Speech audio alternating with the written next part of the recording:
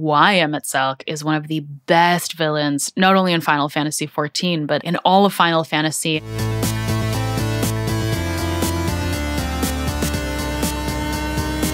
Hi, and welcome back to Quest Markers. On this show, we talk about video games and the stories they tell with a big focus on narrative. My name is Marina, my pronouns are she, her, and today we're talking about one of my favorite games of all time, Final Fantasy XIV. If you don't play, FF14 has 5 available expansions right now: A Realm Reborn, Heavensward, Stormblood, Shadowbringers, and Endwalker. This is not sponsored, though I wish it was, but today is our 10th episode. Dawntrail, the next expansion, was also recently announced. We also recently had A Realm Reborn's 10-year anniversary. I also finally caught up in the main scenario quests, MSQ, for the first time. So I figured this episode would be a great celebration of that and a fitting episode for quest markers entering the episodic double digits. This is also my first solo show, so there's no guest today, and it's because I really wanted to take the time, selfishly, to talk about these stories in particular today. I have not been able to stop thinking about them, and I love them dearly. In true Quest Markers fashion, I have a coffee with me, I have some water, and this episode is dedicated to everyone that I've played FF14 with. I've met some incredible people through this game, and I am so grateful to have them in my life. And before we get into the spoiler warning, I'm main Sage, I play an Ara, and I love healing because it's incredibly busy, but very, very satisfying. Spoiler warning, of course, I care deeply about you being here and enjoying the show. Nothing would make me happier. But if you haven't played Shadowbringers and Endwalker in their entirety, please, please don't spoil yourself. I'd love it if you bookmark this episode to come back to it if you'd like. But this arc is the best Final Fantasy story I've played and is easily one of the best fantasy stories I've ever played. Natsuko Ishikawa and Banri Oda and the writing team deserve every bit of praise they've gotten for this story. And I think a big part of what makes it so powerful are a few things. Number one, we have 3 expansions worth of lore, characters, locations, world building to go off of as we begin the Shadowbringers arc.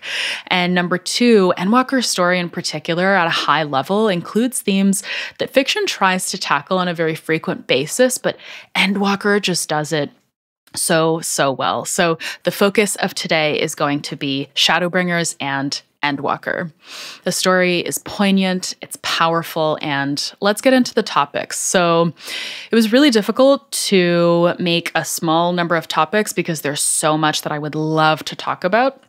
But I tried my best to narrow it down. So we'll cover why Shadowbringers flipping the Warrior of Light's role was so powerful, why Emet-Selch is one of the best villains in gaming, why Endwalker's story hit so hard, and the 2 cutscenes in all of gaming that I can rewatch over and over again without getting bored. FF14 is going to need many episodes to fully cover, so if I miss something, drop a comment below or reach out to me on social media and I'll add that topic to the list for next time that we have an FF14 episode. So let's get started.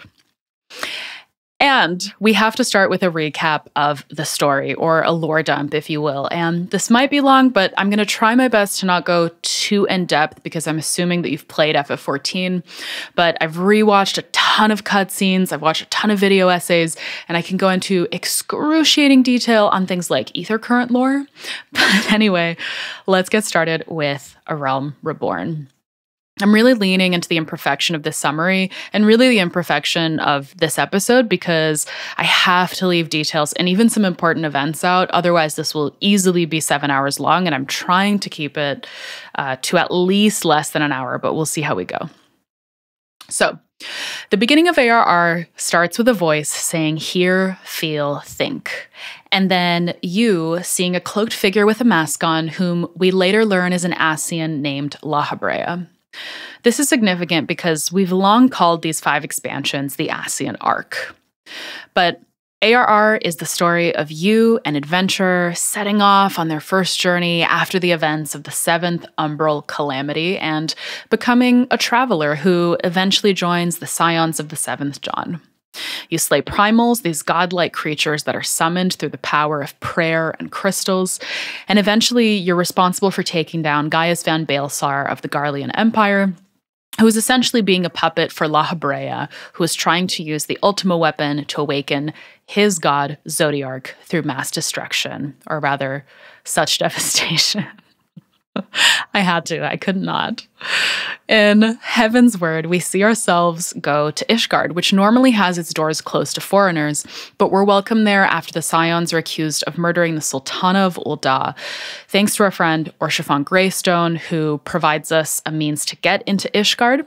In Heaven's Word, we venture out to bring an end to the Dragonsong War between the people of Ishgard and the dragons, and in Post-Heaven's Word is the first time that we're introduced to the Warriors of Darkness, which becomes really important later on. It's there that we learn that Urianger has been working with the Warriors of Darkness to seek Benfilia's help in their homeworld on the First Reflection to help them save their world from a calamity. Stormblood's narrative is a war story focused on Alamigo and Doma in resistance of the Garlean Empire. It's also there that we first meet Xenos, and I didn't quite understand why everyone loved him so much at this point, but I got it in Endwalker.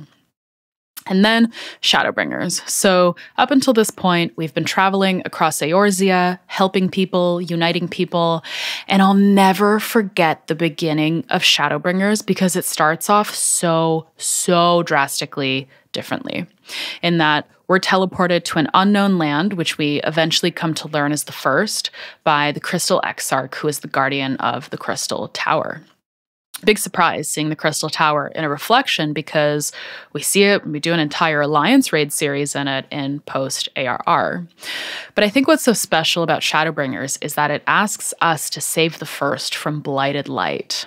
It asks us, and we've been known as the Warrior of Light this entire time, to become the Warrior of Darkness and to bring back the night sky. And that tonal shift flips everything on its head and asks us to view the world in an entirely different way and opens up our mind to different ways of thinking about what we know. In Shadowbringers, we also spend a lot of time with Emet-Selch, an unsundered Ascian. We eventually learn that Emet-Selch is trying to restore the world as it once was. It used to be whole. But we only know it as the source and its 13 reflections. And when we stumble upon some ancient murals in our travels, Emet-Selch tells us the story of the old world, his world, but also tells us that Hydaelyn is a primal. And this was huge, and it kept my attention for many hours to come. It was just one of those details that I could not shake off. So we learn that Emet-Selch is trying to usher in the next calamity because when a reflection is destroyed, it's etherically absorbed by the source, and this is called a rejoining. And presumably, once all the reflections are rejoined, the world becomes whole again. That's Emet-Selch's world. But the cost of every rejoining is mass death for the people who are alive today. And so we, as the Warrior of Darkness, fight for our world in its current sundered, imperfect state, and ultimately defeat Emet-Selch and forestall the 8th Umbral Calamity. We then venture back to the source, which sees us go into Endwalker. Endwalker starts off with us going to Old Sharlayan because Fandaniel, one of our main antagonists, who has now partnered with Xenos, is looking to usher in the end of the world and has this really theatrical, nihilistic view on things. The Sharlayan Forum, whom we go to for help, dismisses us, and we eventually set out to Thavnair and Garlemald to take out these towers that have sprung up that are ultimately used to force people to summon Anima, the icon of icons. After defeating Anima, we use the tower to head to the moon, which we learn is Zodiark's prison, and it's there that Fandaniel elects to become Zodiark's heart, and we defeat Zodiark in a trial. And I'm sitting there going, what? This early on? And I had the same thought when we fought Elidibus so early on in post-Shadowbringers. But nonetheless, we defeat Zodiark, and his defeat sets off the final days. And we learn that Zodiark was imprisoned on the moon as a means to protect our planet, Atheris. And so at this point, we need to look to the past to understand what is going on here. So thousands of years ago, when the world was whole, Hermes, the chief overseer of Elpis, a research facility and testing ground for new creations, used his creation magics to bring life to a being named Meteion, who is an entelechy, or someone who is very attuned to the power of emotions, or the power of what we learn to be known as Dynamis. So Dynamis, or the power of emotion, is what allows us, or what has allowed us in the past, to do things like use limit breaks. So it's quite powerful and is a means for us to channel our emotion into energy. So Meteion was created for the purpose to travel, venture out into the world, onto other planets in search of an answer to the question, what gives life meaning? But upon her final report, she learns that every planet that her shared consciousness has been to is a wasteland. Civilization upon civilization died due to plague or extreme environmental degradation or war or godly rage or even quote-unquote self-termination. And so the conclusion that Meteion came to is, what's the point of anything then? Though she puts it much more eloquently. And when Hermes asks her if there's a reason for living, she says, quote, "We conducted our search as per your instructions. We scoured historical records, communed with the spirits of the deceased, heard the final testaments of the dying, welcomed their shadowed hearts into our own. One race had striven to create a world bereft of animosity. They renounced relationships to avoid interpersonal strife, and in so doing, brought about societal collapse.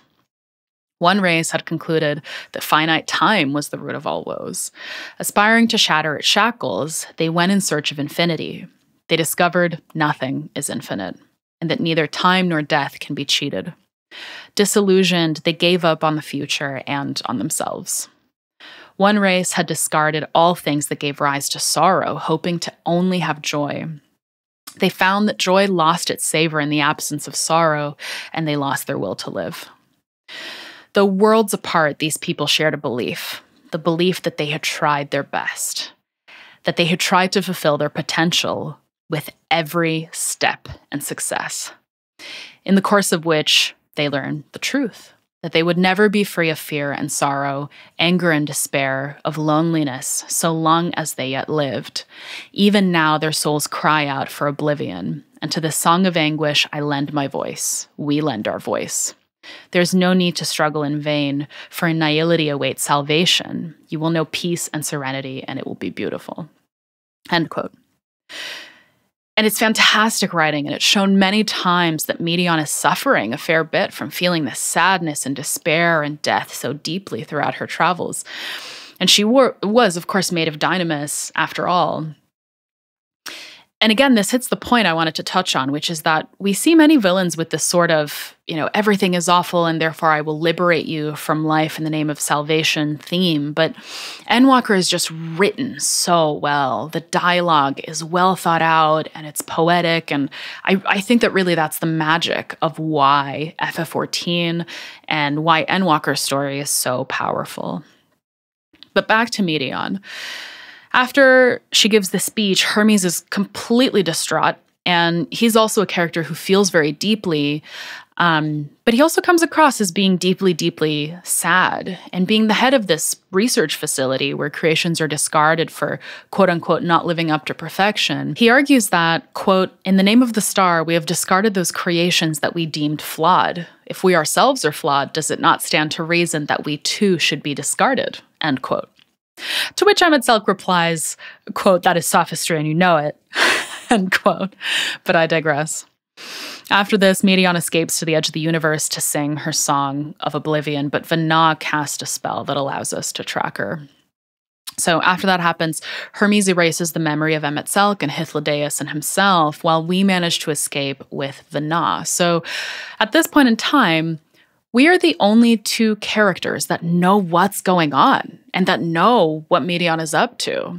And Meteion's Song of Oblivion eventually reaches the ancients, and its Dynamis corrupts the ancients' creation magics, creating these blasphemies that ravage the world, killing everything in their sight. And the Convocation at this point makes the difficult decision to summon Zodiark, the first primal and god of darkness, to save them, with Elidibus being the first sacrifice. But Azim disagrees and defects from the Convocation because this requires that they sacrifice half of their people for Zodiark to have enough ether to be summoned. And as we know, the ancients were a very ether-dense people. So Zodiark was ultimately summoned. He stalled the calamity by creating a barrier to replenish the planet's ether. But the Convocation now wanted to restore the planet as it was before the final days, which resulted in a second sacrifice for half of the populace to restore the planet to habitability. And a third sacrifice was planned to harvest the lives of a new race that would develop on the planet in the future in order to resurrect those who have been sacrificed earlier. So no wonder Azim defected. And Vana disagreed as well, so much so that firstly, she became Hydaelyn to act as Zodiark's shackles, but not to entirely undo him. And it's speculated that how much ether did it actually take in order to bring Hydaelyn to life? Did she also have to sacrifice her supporters in order to do that? And if so, talk about the gray morality of that and how flawed heroes can be. And during this time, Vana actually asked Azim to be a part of this movement as well, and Azim didn't respond either way. Didn't support the Zodiark plan and didn't support the Hydaelyn plan, though it's a mystery as to why there was no response. And I really love that about Azim, that Azim is this very mysterious character. But number two, Vana sunders the world as well during this time, which we'll talk about in detail later. But before then, Elidibus separated himself from Zodiark to resume his duties in the Convocation. So because Hydaelyn knew that Zodiark was essential to preventing the final days from resuming, she imprisoned him on the Source's moon in Mare Lamentorum. And I know I said I could talk about ether lore for ages, and I think I will. So we know that there are a few different types of ether currents. There's the ether currents of the land and sea, there's the ether currents of the air, and there's also celestial currents. And we learn about these from the Watcher on the moon. And we learn about them in that this celestial etheric distribution is not consistent in celestial currents. And the Convocation found that their final days incidents occurred where the celestial flow was weakest or thinnest, which is why they sought to harness the power of darkness, which is the energy of activity and growth and the opposite of stagnancy, so to quicken that flow of ether. And the Watcher says, quote, "They understood the continued preservation of the natural order was dependent on his very existence. Until we could identify and address the underlying cause of the final days, he would need to remain, for his departure would set in motion those apocalyptic forces once more." Hydaelyn recognized this as well, and so rather than destroy, she sundered Zodiark herself and the star into lesser reflections that she might confine him in his place. But by sundering us, a byproduct was that each of our reflections was also less ether-dense than an ancient's, so we became more susceptible to Dynamis, and that would allow us to feel Dynamis. And the Ascians couldn't, because their ether was too dense, which we see in that one cutscene where Meteion begins to go mad and disguises herself and becomes invisible to all of the ancients. They're too ether dense. They can't figure out where she is, but we're not. And we were able to communicate with Meteion because of that and eventually find Meteion. So after becoming Hydaelyn, Vana has been waiting for us, to test us, to see if we're strong enough to reach and defeat Meteion. And that's the whole point of Hear, Feel, Think, which we learn about in the Mother Crystal trial, which, by the way, the only correct way to play that trial is with the Scions. It's so good. And during that trial, Hydaelyn says, "Hear the song of creation's end, feel the sorrow at hope's demise, think and find your way in the darkness." And there's really nice mirroring here with what Meteion says when we first meet her, which is, "I only wish to hear your words, share your feelings, and know your thoughts," which makes sense because she was created for the purpose of researching and understanding living beings and civilizations. And I know I'm skipping over a fair bit here, but we eventually go to the edge of the universe, to Ultima Thule, to defeat Meteion, who is, at this point, despair incarnate, with the power of hope and friendship, essentially. And this is what I mean by Endwalker tells a story with themes that I think can be very, very tropey, but the writing is just so, so good. The dialogue is fantastic, and I think those are the things that make it work. And I see Shadowbringers and Endwalker being two sides of the same coin. So for now, let's go back and talk a bit more about Shadowbringers. And more specifically, why was it so powerful that Shadowbringers flipped the Warrior of Light's role? And ultimately, for me, it came down to challenging the notion that light is good, dark is bad, which a lot of fiction does. But it suggests they're both just elements. And we're given a little magic lesson from Urianger at one point, who tells us that light is the element of passivity and tranquility, and darkness is the element of activity and growth in this case. So it's not good and bad, it's passivity and activity. And I think this theme is very nicely complemented by the Crystal Exarch, who is this very wise, measured character, a far cry from the Graha we met back in post-ARR. And I love Graha so, so much, and I want to talk about why, but that will have to be another episode because I promised myself that I'd try my best to stay on track. So it's interesting, but it also makes sense that the first is blighted by this stagnant light. The world looks frozen, like it's stuck in one moment in time, and I'd like to believe that that was a very conscious decision made by the design team. And I think the whole theme that Shadowbringers introduces of light isn't good or bad, darkness isn't good or bad, is also symbolic for what we see later on. Did Vana do the right thing by bringing Heidel into life? Did she do the right thing by sundering the world? Was there another way? Especially since bringing Heidel into life may or may not have meant sacrificing her own followers. But she was fighting that in the first place because the ancients were in this seemingly endless cycle of sacrificing people to Zodiark. And so Shadowbringers is the first time that the game has us questioning on a fundamental level what is right and what is wrong, especially with Emet-Selch's entire character and purpose and where he's coming from. And I think that's why the saying Emet-Selch did nothing wrong is so powerful and well known, because it's a complete gray area. And I think this is a good segue into talking about why Emet-Selch is one of the best villains, not only in Final Fantasy XIV, but in all of Final Fantasy, and I would argue in all of gaming. So Emet-Selch sits in this, again, very gray area where you come to understand his intentions and what he wants, despite his ethos being the end justifies the means. And I think he's so well liked because he's this sassy, sour, smug, highly intelligent, sarcastic character who is so strong in his convictions. And I love his characterization, and he's written so well, and he's acted so well, and just absolutely steals the show in that expansion. But in Shadowbringers, we come to learn that he wants to usher in all of these rejoinings to make the world whole again. He misses his friends and his loved ones, and he carries with him so much pain and sorrow, not only because of the loss of everyone he held dear, but also because he has nothing to show for the sacrifice that him and the Convocation made to summon Zodiark, which I'm sure was a decision that weighed heavy on everybody.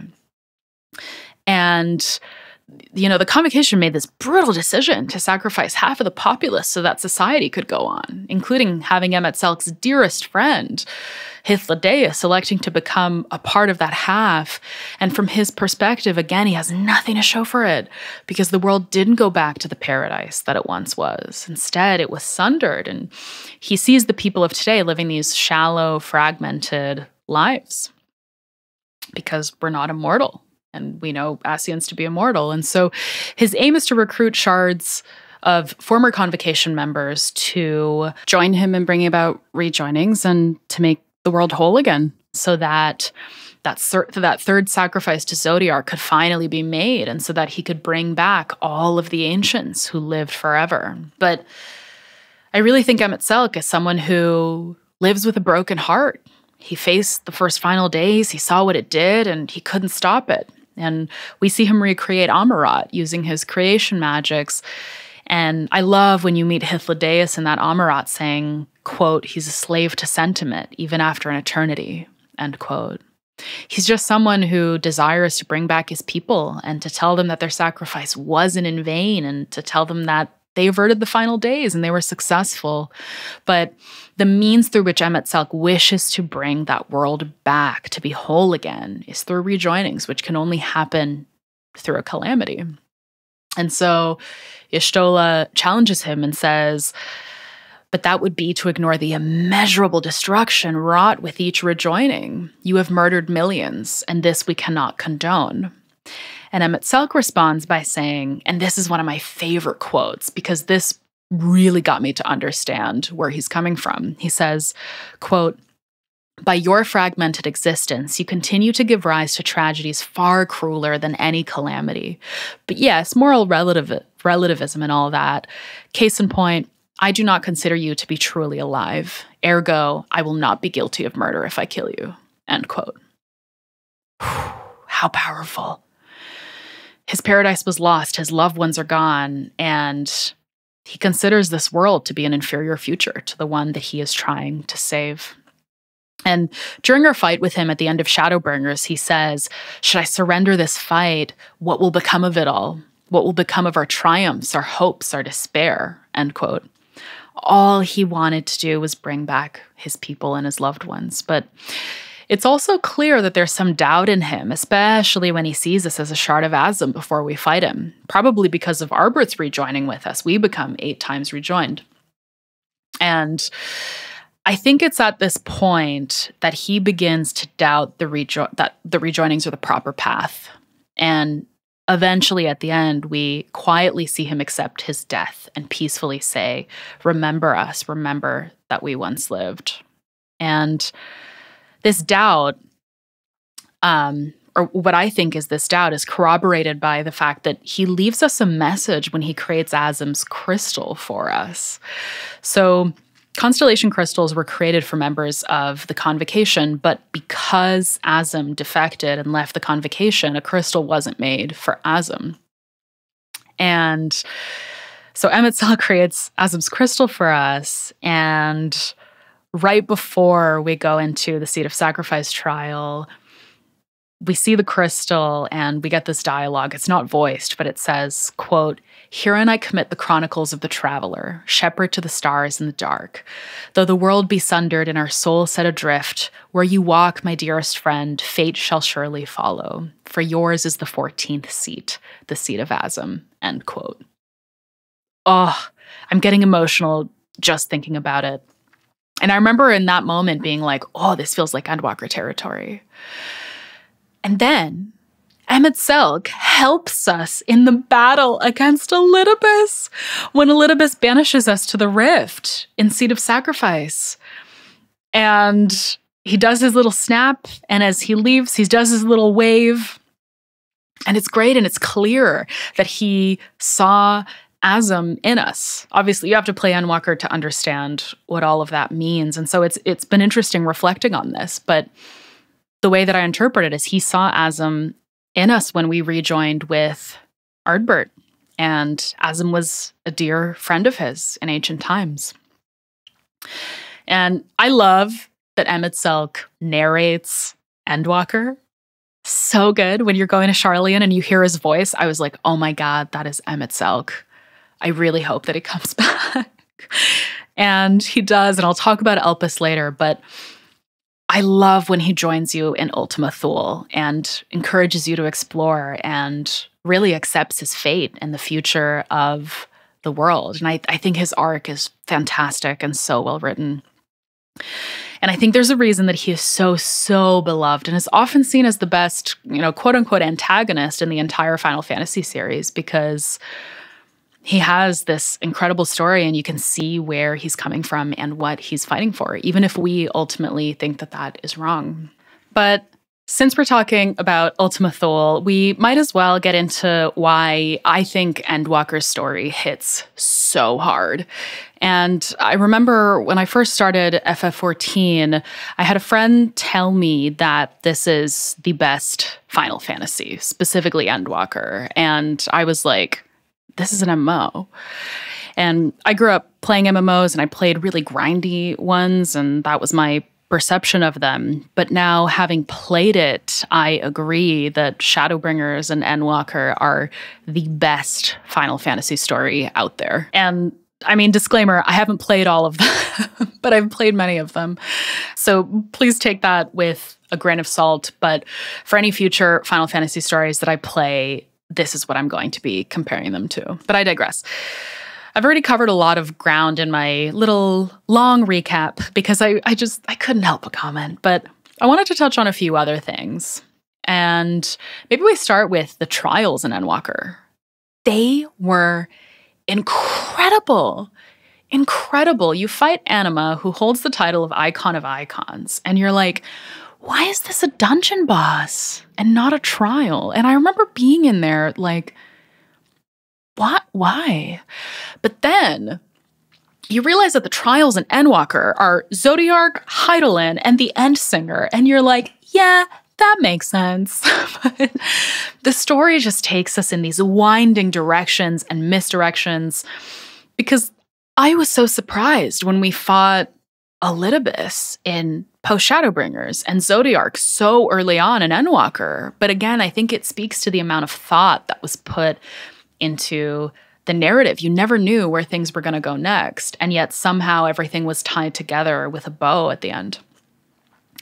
We've already spoken about how the dialogue writing is so good, but I love, again, what Hear, Feel, Think actually represented, and that it actually meant something. And I loved that Answers is a song that we hear in the very first ARR trailer, and it actually means something now. And I'll get into that a little bit later. But I said earlier that I didn't understand why Xenos was so loved by the community, but then after Endwalker, absolutely, I do. And after that Endsinger trial, you face Xenos and you're like, what? I thought that was the end. But rewinding a bit, that entire sequence was incredible because everything comes to a head with Meteion, who at this point turns into the Endsinger in Ultima Thule, and you use your teleporter to save your friends and send them back to your ship. And it looks like you're about to face the Endsinger alone. And that goes against all of the themes that the narrative has explored so far, which at that point in time was really about friendship and sticking together and doing things together. And so you're there in front of the Endsinger, and then Xenos arrives. I'm still shocked at that, but I think it's brilliant. And he tells us that he gorged himself on the rest of the Mother Crystal to turn himself into Shinryu again, and just delivers the best line of all time at this point, which is hyperbolic, but it's so funny. He says, quote, "I take it this is your prey. Why does it still live? Surely it is no match for you. I had assumed that you would be above something so banal as despair. Am I mistaken?" End quote. It's so good. It's such a Xenos thing to say as well. It's very in character. And after the Endsinger fight, you're like, okay, this is it. And then you get put into a trial where you fight Xenos. It's so good. The background is beautiful. It's a really, really tough trial. I played it as a healer. I don't know how you could play it as anything else. But after you defeat Xenos once and for all, he teleports you away. And you learn later, if you talk to Urianger after getting back to the Rising Stones, that Xenos did this because he didn't want his only friend to die alone at the edge of the universe. It brings a whole new meaning to when he calls you my friend. So another reason why I think Endwalker hits as hard as it did is because we come to know that we are Azim, the traveler, the 14th seed of the convocation, the shepherd to the stars. And I think the implication here is really interesting. But I want to highlight that since ARR, the seed was planted to us, the players, that it's us against the Ascians. And we see that especially in ARR when La Habrea hijacks Thancred's body. What a violation. So for us to learn that we were once not only an Ascian, an ancient, but someone who was on the convocation on their entire leadership is huge. And it goes back to that theme of, oh, things aren't black and white here. And I love Azim's story, and I love that it's still this big mystery. We don't really know that much about Azim. But I do love when Azim opposed the Convocation's plan to sacrifice Elidibus and half of the populace to summon Zodiark and avert the final days, that we were considered a defector. Therefore, we were considered unworthy of having our memories preserved in a constellation crystal. But again, Emet-Selch went behind their backs and created Azim's crystal and imbued it with his friend's signature incantation, which is the ability to summon allies from afar, which speaks so beautifully to Endwalker's friendship theme.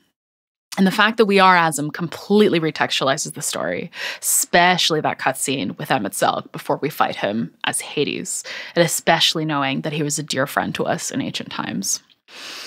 And speaking of Emet-Selch, speaking of friends, I loved hearing him narrate Endwalker, so seeing him in Elpis was everything. And I think that entire sequence in Elpis was just one of my favorite parts of Endwalker and one of my favorite parts in all of 14, because you get the reveal that Emet-Selch is still in the story, and he's just as sassy as an ancient as he was in Shadowbringers, and it's glorious. And you actually get to meet Hythlodaeus, whom until this point you've only known as that shadowy figure from Emet-Selch's Amarat. And you get to meet Vana, who gives many wise speeches about her experience and travels and makes it very clear that you have a profound connection with her. And you learn that you are the Azim of that time, that Vana was the former Azim, that you're her successor. And when you first meet her, it's brilliant because she says, quote, "I do not believe we have ever met, yet I sense my magic upon you. Therefore, if I wove the enchantment, I could only have done it at a later point in time," end quote. To which Hythlodaeus responds, quote, "What matter of magic is this, if I may ask," end quote. And Vana says, "A traveler's word, of course. It prevents the corruption of one's ether," end quote. And then the game gives you an option for a response, and you can say, "That sounds rather like the blessing of light," which Vana then agrees with and says, "I see you're not ignorant to its presence, and while there are many potent spells, the one you bear is unmistakably mine," end quote. And I love that sequence so, so much. And that cutscene after you finish Catesis Hyperborea is just everything. And I mentioned it earlier, but you get to work together with Emet-Selch and Hythlodaeus and Vana, and all of these fragmented parts of the narrative start to click in differently, where with Emet-Selch, we fought against him in the last expansion. And now he's our ally. And Hythlodaeus called us his new old friend in the Amarat that Emet-Selch created. And that makes sense now. And Vana is Hydaelyn, and you've been her champion this entire time. And I love seeing those friendships blossom in Elpis. But we can't talk about those friendships without talking about the Scions.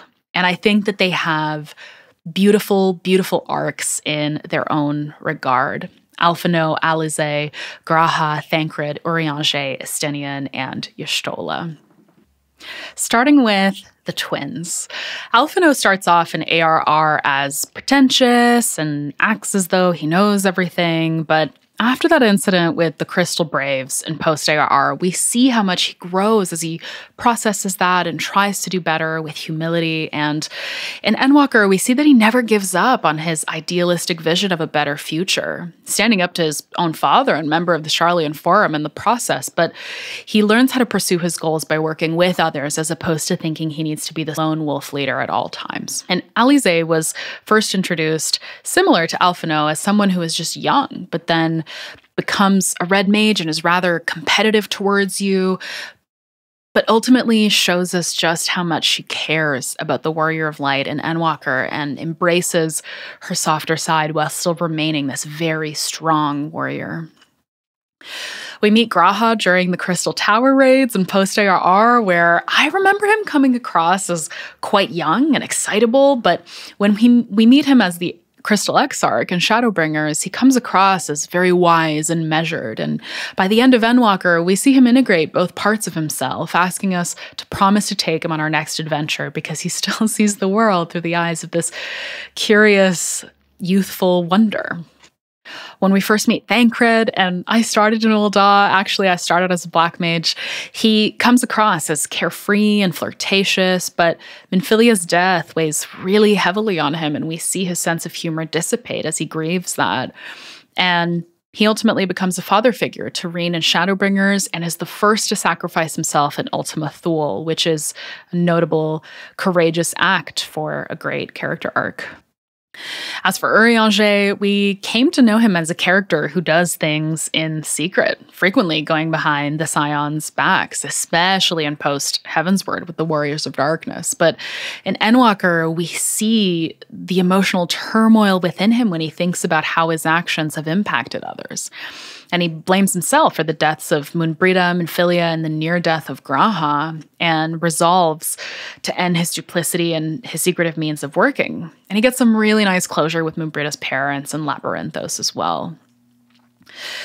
As for Estinian, we first meet him in Heavensward, where he comes across as moody and favoring solitude and really being thirsty for revenge against the dragons for killing his loved ones. But he realizes that vengeance is not a worthwhile goal, eventually becomes a friend to Dragonkind, joins forces with Vritra, and he gives up his lone wolf tendencies, agreeing to join the Scions and Endwalker. And lastly, Y'shtola is first seen as this really impulsive character to the point where she flungs herself and Thancred into the ethereal sea using a really dangerous spell in post-ARR where she loses her sight. But she ends up becoming our voice of reason as she matures, and she doesn't lose that fire that we know her for, which is what we see when she stands up to the Sharlayan Forum.